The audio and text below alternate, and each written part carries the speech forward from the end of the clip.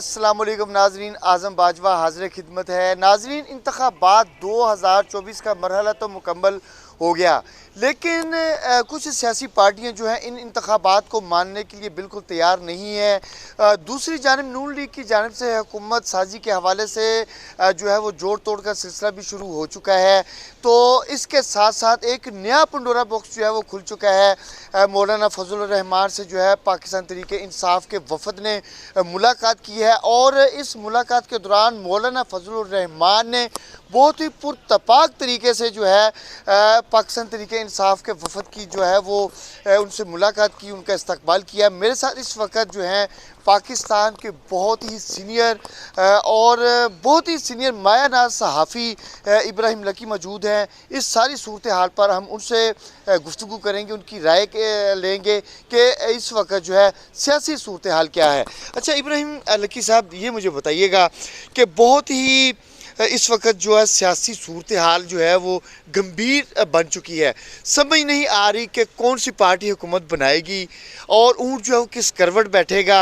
मुल्क की जो इस वक्त सियासी सूरत हाल है, इस हवाले से ज़रा मेरे नाज़रीन को, इस आवाम को आगाह कीजिएगा। देखें, एक तो ये है कि इस वक्त जो पाकिस्तान की जो मुल्क सियासत है वो काफ़ी जो है मैं समझता हूँ कि तेज़ है, और मुख्तलिफ़ सियासी जमातें अब वो परेशान हैं कि उनके ये सियासत का ऊँट 8 फरवरी का जो ऊँट था वो ये किस करवट बैठेगा। तमाम सियासी जमातें परेशान हैं। पाकिस्तान मुस्लिम नून गो के उन्होंने जो है मेजॉरिटी पार्टी है, लेकिन उनको वो अभी भी स्टिल अभी वो ख़तरे में वो ख़ुद को महसूस कर रही हैं कि किसी भी वक्त कुछ हो सकता है। एक तो ये चीज़ है। सेकेंडली, मौलाना फजल रहमान ने जो पंडोरा बॉक्स खोला है उसने पाकिस्तान की सियासत को जो है उसमें हलचल मचाई हुई है, और अब देखना यह है कि जो पटारी मौलाना फजल रहमान ने खोली है वो किस तरफ जो है वो हालात जाएंगे, क्योंकि इस मौलाना फजल रहमान के मुताबिक जो कुछ हुआ वो सब का सब रियासत की सपोर्ट से हुआ, रियासत की बैक करने से हुआ, और सियासी जमातें अभी भी उनके बयान के मुताबिक उनकी जो है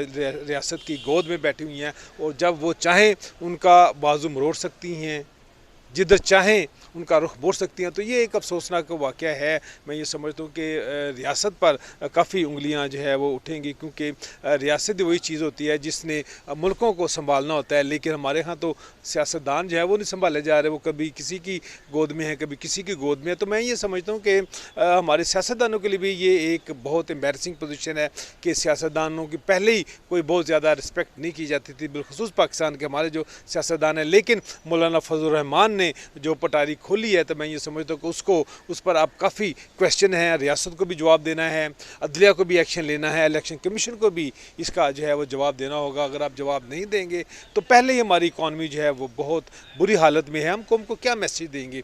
तो मैं ये समझता हूँ कि जो मौलाना फजल रहमान ने कहा है ये सब पर एक सवालिया निशान। अच्छा सर, एक तरफ तो पाकिस्तान तहरीक इंसाफ ये दावा कर रही है कि हुकूमत वो बनाने जा रही है, दूसरी तरफ वो इन इलेक्शन को मानने के लिए तैयार भी नहीं है।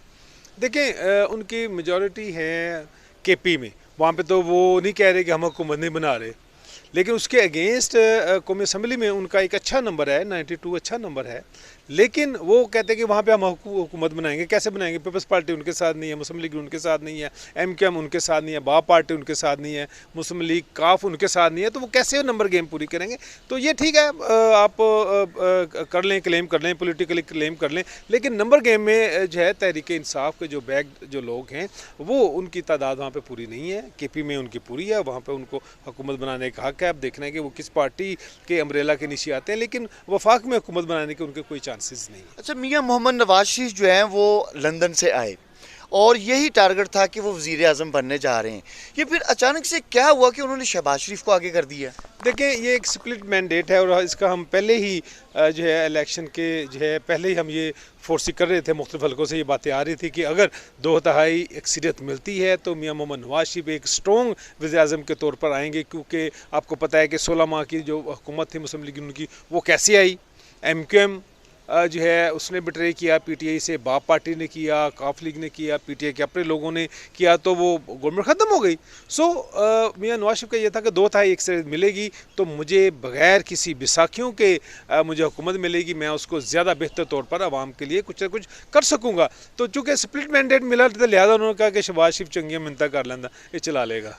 अच्छा, ये मुझे बताइएगा कि नून लीग जो दावा करी कि वो हुकूमत बनाने जा रही है वफाक में भी और पंजाब में भी, अब वफाक के अंदर जो है पीपल्स पार्टी जो ज़राए बता रहे हैं कि वो किसी किस्म की कोई वजारत लेने के लिए तैयार नहीं है, जबकि नून लीग उनकी मिन्नत समात कर रही है कि आप भी जिस चक्की में हम पिसेंगे या अवाम पिसेंगे या जो गंद हम पे पड़ेगा या गिरेगा वो आप पर भी गिरे। तो पीपल्स पार्टी पल्लू नहीं पकड़ा रही, इसमें कुछ सदाकत है इस बात में? नहीं, अभी तो देखें, बिलावल भुट्टो जरदारी ने जो प्रेस कॉन्फ्रेंस की है उसके मुताबिक तो यही है, लेकिन हमने देखा है कि आसिफ अली जरदारी और बिलावल भुट्टो जरदारी की पॉलिसियों में फ़र्क है।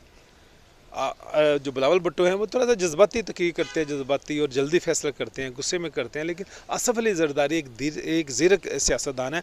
वो सोच समझ के बोलते हैं, कम बोलेंगे, सही बोलेंगे और टाइमली बोलेंगे। तो बिलावल को और उनके दरमियान ज़ाहिर बड़ा फ़र्क है। तो मैं नहीं समझता कि पीपल्स पार्टी बगैर वजारतों के रह जाएगी। आज नहीं तो कल आ जाएगी, कल नहीं तो परसों आ जाएगी, चूँकि दोनों पार्टीज़ के जो मशावरती जो कमेटीज़ बनी हुई हैं उनकी मीटिंग्स हो रही हैं, मेरे ख्याल कुछ जुजियात तय हो रही हैं।